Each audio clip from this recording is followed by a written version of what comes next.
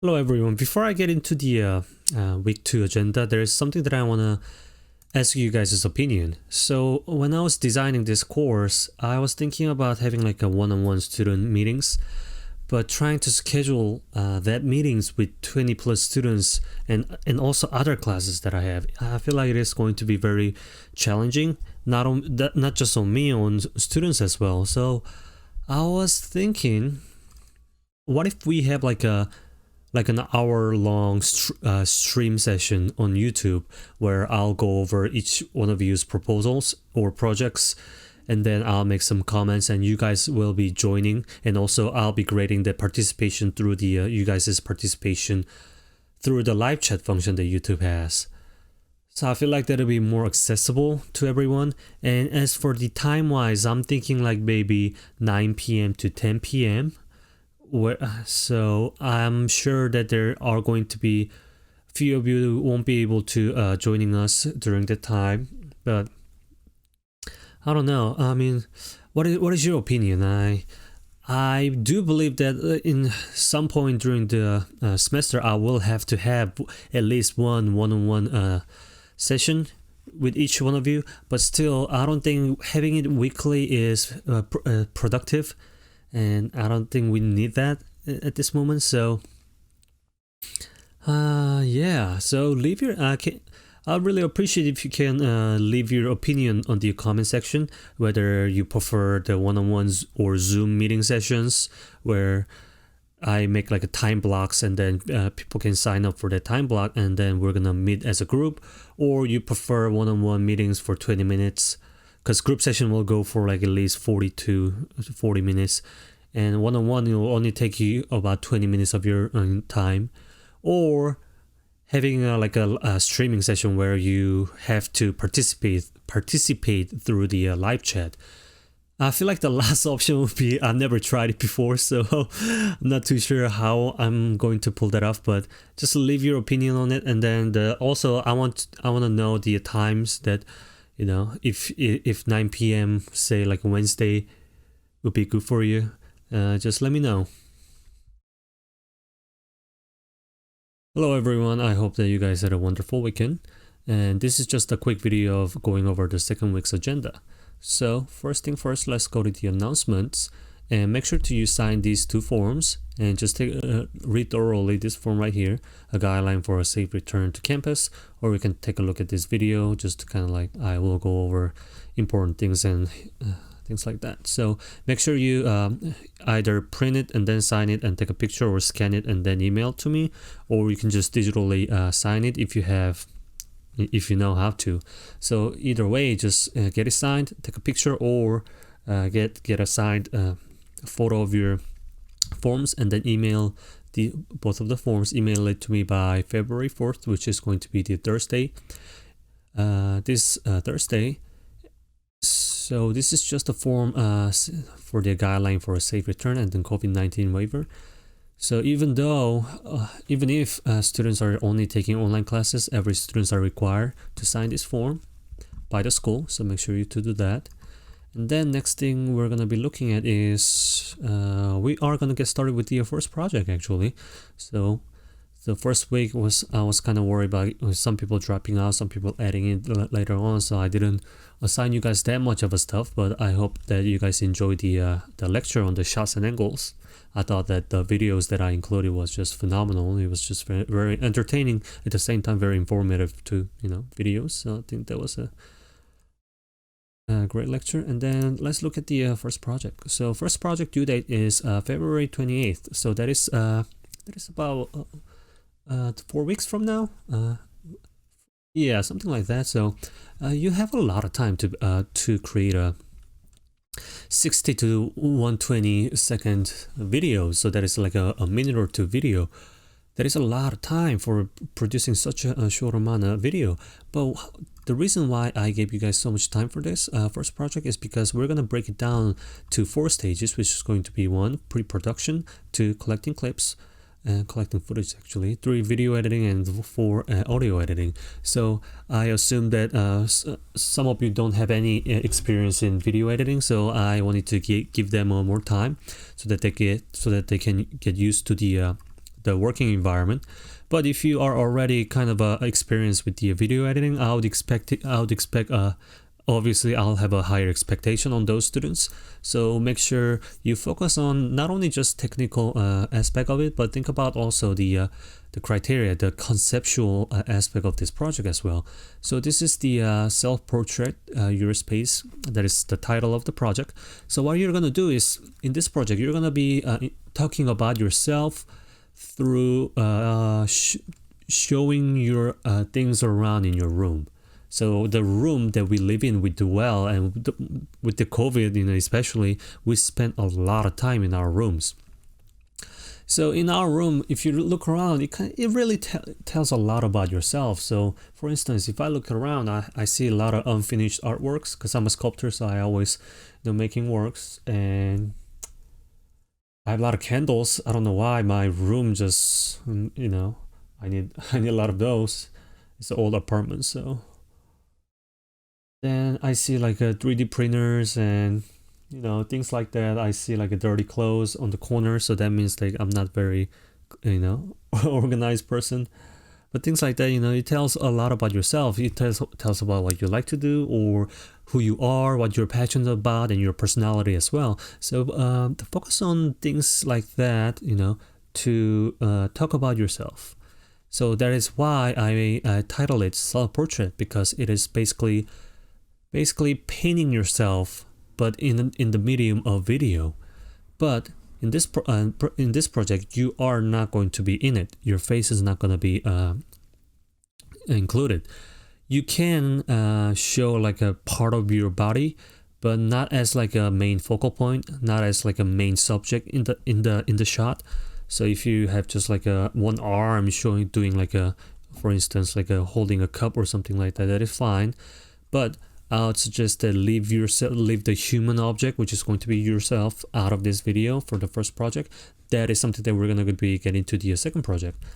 So, well, oh shoot, I told you guys that this was going to be a short video, but I'm not seeing that happening, so I apologize. Well, anyway, so just read it. My writing is not the greatest, but you will be able to understand it. If you have any question, just let me know. And so for this project, you will only use static shots. Static shots meaning that the camera is not going to be moving. The camera is going to be must be locked to a tripod, or like leaned against to like whichever you want to do as a prop, and then placed in a fixed position, facing a fixed direction as well. So there's no rotation, no movement, or no anything like that. So, and also please, no handheld shots. I mean, if you're using like expensive camera gear and has like an image stabilization option to it, yes, you might be able to get away with it, but still, handheld and fixed and static shot is totally different. So unless you have like a superhuman power of steady hands, go ahead with the no handheld shots. But if you're using like a smartphone, it does not come with the greatest video stabilization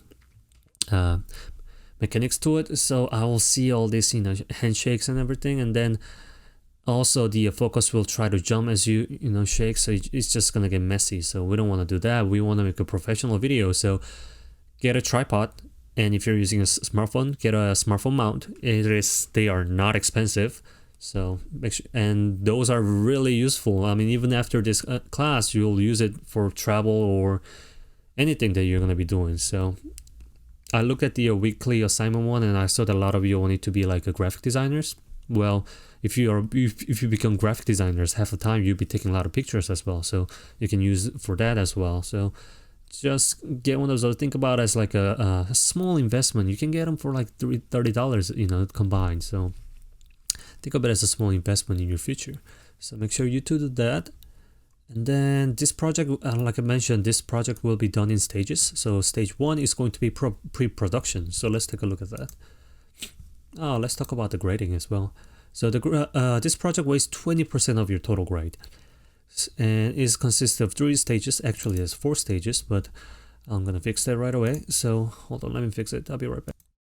Okay, so I just fixed that. So it's going to be consist of 4 stages: pre-production, collecting video footage, post-production, and audio editing, which will weigh 25% each. So each stage you'll have a different grade. So if you do like amazing pre-production and then you just do a really bad job shooting video, you are gonna get a lower grade for that. So think about that. So take the you can't just bring like amazing video and not follow this stage. That is not going to be that is not going to work. So make sure that this is subject to change actually. So by the time you're watching this video, this might get changed. So make sure to check it again. And the final product will be graded on how well it's put together, craftsmanship, demonstration of their understanding of each stages of production, pre-production, shooting, video editing, and audio editing, and how well the video communicates its creative concept and subject with viewers, and how much effort has been put. So this is kind of an important thing. So I'm not expecting you to start creating like a studio quality videos. Of course not. But some people are just born with it. I don't know what it is. So there are going to be a difference of learning curve. So but I'll be able to tell how much effort each student put on whenever I see like the final product. So just because your video doesn't look as good as someone else's, don't think that you're not gonna get a good grade. If you prove that you put much effort into it, I will be grading heavily on that. So make sure to remember that. And let's take a look at the stage 1, which is pre-production.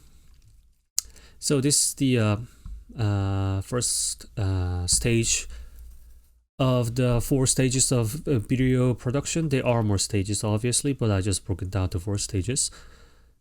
So first thing first is going to be writing. So every video, whether it's film, commercial, interview, or viral YouTube video, you must have a good writing.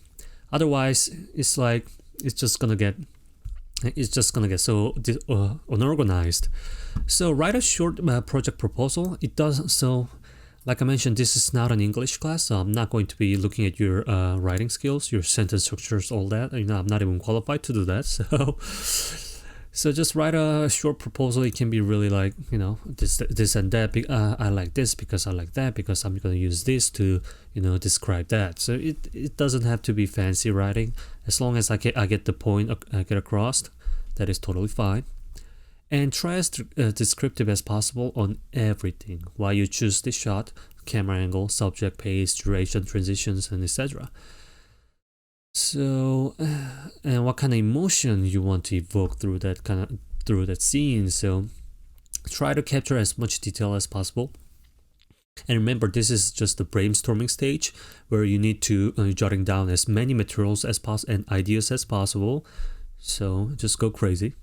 And then you can just kind of like, crossing out things that you think is like, oh, this is not necessary, or that's like unrelated, or that is too crazy. So just start do a little bit of a brainstorming of your own, and think about how you can defend every decision you make throughout the entire production. So I will be asking a lot of questions on why you did this and that, and no shot should be included without giving a close investigation on its composition, importance, and impact on the overall scene. So for instance, you took a video of like a cup, and you use like a close-up shot with like a camera angle from eye level, and then you edit it in a way it has a lot of you use a lot of cooler temperature. If you do that, I'm gonna be asking why you chose the close-up shot, and why the angle, and why is it so cool? What kind of emotion are you trying to evoke through that? So try to make conscious decisions. We are so used to just point and shoot with our smartphones, so we kind of do this like subconsciously. But if you do that, yes, you might be able to get a good one, but I want you to, for this sake of project, I want you to make each decision conscious. Think about why you're doing that and this and that. So, and the second part of the assignment is going to be creating a storyboard. So let's take a look at this. So use this template. So this template does not look like what the professionals use. It just have a lot of more details, but this is designed in a way that really forces you to think about why you're choosing a particular shot size or camera angle, etc. So it is broken up to 6 for now, but I want you to either print it, or if you can draw it digitally or scan it and you can just drop it down here, that is totally fine. But if you're just gonna sketch it on your on the piece of paper, I suggest that you just print it and then sketch on the paper, and then write like a shot size is a ECU, it's an extreme close-up. Well, actually this is not an ECU, it's just a CU, but still, camera angle is ground level and shot framing is a single shot. So scene description or close-up still shot to evoke unfamiliarity of a cup of coffee sitting, I'm talking about the emotion. A cup of coffee sitting on a coaster along with a half-eaten breakfast in the background, out of focus, because I want this to be the subject and the focal point, and it is shot with ground level angle to imply its importance. So I'm defending my choice of the ground level camera angle here. So also you need to talk about the purpose of beginning of the video, including my room throughout the objects around. So this is working as a establishing shot a little bit, but I'm not using like a wide angle to establish everything right away. I want to reveal it one by one, so that is what I'm doing. And duration is going to be 5 seconds. I think 5 seconds is really long, but 5 seconds, 1, 2, 4, 5. Yeah, 5 seconds is a little bit too long, but in the first, I want this to go a little bit slower. I want I want the transition pace to be slow, and then as I go to the next scenes, it might get a little faster, or I'm gonna divide it up the scene and then include it with the different shots. And the mood and emotion that I want to evoke is calm, curious, unfamiliar, and stuff like that. So just use this template, and then I think I said that you're going to be creating how many? 12 to 15, I think. Let's see. 12 to 20. So you might need to print this twice, or what is it? 4 times. So however you want it, you can just print it. But if you're going to do like a splitting scenes, meaning that you're shooting a one scene but you want to incorporate different shots, just use the scene, for instance, enable editing related me to it. Well, anyway, just do like a 2-1 and 2-2, meaning that it's going to be the split scenes with different shots. So make sure to do that. And then after that, so I want you to create 2 separate ones. So you are going to be telling the same story, but you're going to tell it differently twice. So think about how you can have different approach to convey the same subject. So that is another important part of it. And then this is just the description of the storyboard. So take a look at this. And then the final part of the assignment is going to be the project proposal. So in here, you are going to have to download and install OBS to kind of film your presentation. I'm not sure one of the Windows computer have like a present and record function to it, but I doubt it. So OBS is very useful software these days, especially for like streamers and self-content creators and things like that. So it is good to have a knowledge on this. So you have a little tutorial, and also there's like a brief introduction on the first project and how you not the first project, but brief introduction on how you can shoot the presentation with using like a PowerPoint and things like that. So take a look at this video. Okay, I need to grading. So that is it for the no, not that is it. So this is for the second week assignment.